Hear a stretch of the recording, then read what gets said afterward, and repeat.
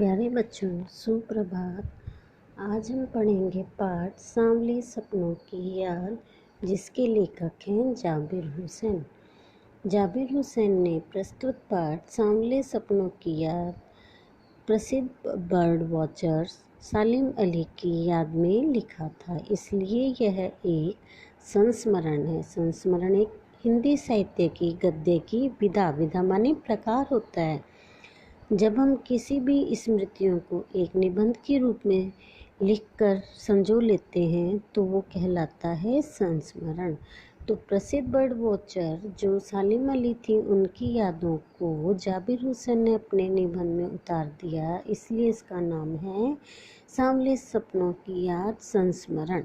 सांवले सपनों की याद का मतलब है अब उनके मस्तिष्क में सालिम अली की जो स्मृतियाँ, जो यादें थी, वो अब धुंधली होने लगी थी, इसलिए सांवला सपना माने कुछ कुछ यादें उनकी अभी जिंदा थी और वो उन्होंने आपको पाठ के रूप में संचित करके प्रस्तुत कर दिया है, इसलिए इस पाठ का नाम है सांवले सपनों की याद।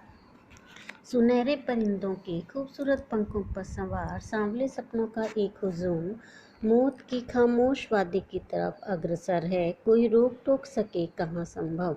परिंदे माने पक्षी, सुनहरे माने सुनहरे रंग के, और हुजूम माने होता है भीड़। मौत की खामोश वादी की ओर माने मौत के मुंह में समाने की ओर अग्रसर है। अब कोई उनको चाहे तो भी रोक नहीं सकता, क्योंकि हम मौत पर विजय नहीं पा सकते। इस हुजूम में आगे आगे माने इस भीड़ में आगे आगे चल रही हैं सालिम अली, अपने कंधों पर सैलानियों की तरह अपने अंतहीन सफ़र का बोझ उठाए। कंधों पर माने अपने कंधों पर वो हमेशा एक तो आंखों पर तो दूरबीन टांगे रखते थे, कंधों पर वो अपना छोटा मोटा सामान का एक बैग टांगे रखते थे। लेकिन यह सफ़र पिछले तमाम सफ़रों से भिन्न माने अलग है। भीड़ भाड़ की जिंदगी और तनाव के माहौल से सालिम अली का यह आखिरी पलायन है। अर्थात अब वो आखिरी पलायन माने भागना होता है। अब वो अपनी भीड़ भाड़ की तनाव चिंताग्रस्त जिंदगी से अब शांत और भगवान के घर जाने वाले हैं। अब तो वो वन पक्षी की तरह प्रकृति में विलीन होने वाले, वन में रहने वाले पक्षी के समान वो भी अब प्रकृति में विलीन होने वाले हैं।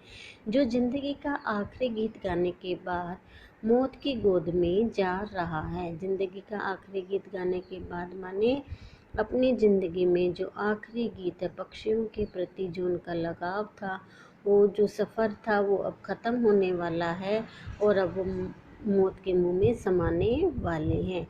कोई अपने जिस्म की हरारत माने होता है गर्मी, अर्थात कोई भी अपने खून देकर, कोई गर्मी देकर शरीर की और दिल की धड़कन देकर भी उन्हें लौटाना चाहे तो वह पक्षी अपने सपनों के गीत दोबारा कैसे गा सकेगा। अर्थात कोई भी चाहकर भी उसे अब जिंदा नहीं कर सकते। या हम चाहें कि हम अपना ये शरीर की धड़कन दे देते हैं या खून दे देते हैं, ठीक है, लेकिन कोई भी कुछ भी चाहे उनको दान करते, अब वो जिंदा नहीं हो सकते। मुझे नहीं लगता कोई सोए पक्षी को जगाना चाहेगा। वर्षों पूर्व खुद सालिम अली ने कहा था कि लोग पक्षियों को आदमी की नज़र से देखना चाहते हैं, यह उनकी भूल है।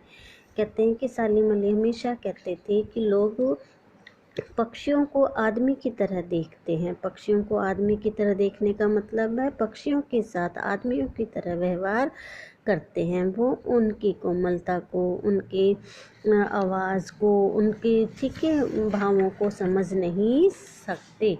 कहते हैं कि इंसान को पक्षियों के साथ पक्षियों की तरह व्यवहार करना चाहिए। जैसे इंसान जंगलों, पहाड़ों और झरनों, आबाशारों माने छोटे झरनों, आबाशारों माने छोटे जो झरने होते हैं, कहते हैं इन सबको भी प्रकृति की नज़र से नहीं, आदमी की नज़र से देखने को उत्सुक रहते हैं। कहते हैं कि इंसान प्रकृति का शोषण करता है, उसके साथ भी, प्रकृति के साथ भी कोमलता का, ठीक है, व्यवहार नहीं करता। भला कोई आदमी अपने कानों से पक्षियों की आवाज़ का मधुर संगीत सुनकर अपने भीतर रोमांच का सोता फूटता महसूस कर सकता है। सोता माने झरना, रोमांच माने खुशी का, ठीक है ना। और कहते हैं कि वो तो अपने जब भी पक्षियों की आवाज़ सुनते थे तो अंदर से उनका तन मन खुश हो जाता था। एहसास की ऐसी ही ऊबड़ खाबड़ ज़मीन पर जन्मे मिथक का नाम है सालिम अली।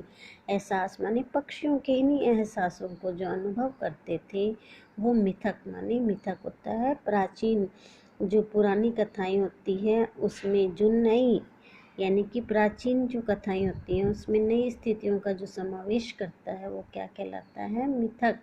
यानी कि एक तरीके से जो रहा घूमने वाले हैं वो सालिम अली हैं, जिनको हमेशा पक्षियों का एहसास होता था, भावों का।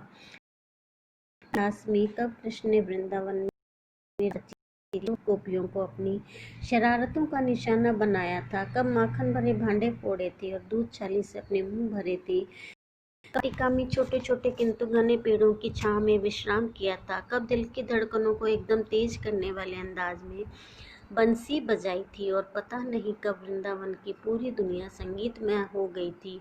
पता नहीं ये सब कब हुआ, लेकिन आज भी जब हम वृंदावन जाएं तो नदी का सांवला पानी उसे पूरे घटनाक्रम की याद दिला देगा।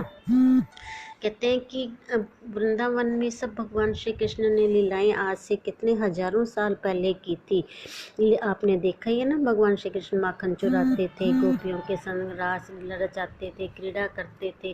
कहते हैं लेकिन आज भी जब हम वृंदावन जाते हैं, यमुना नदी का सांवला पानी देखते हैं, तो हमें भगवान श्री कृष्ण की सारी क्रीड़ाएं याद आने लगती हैं। उसी प्रकार जब भी पक्षी प्रेमी की बात चलती है तो हमें पक्षी प्रेमी का नाम लेते ही सालिम अली की सारी यादें ताज़ा होने लगती है।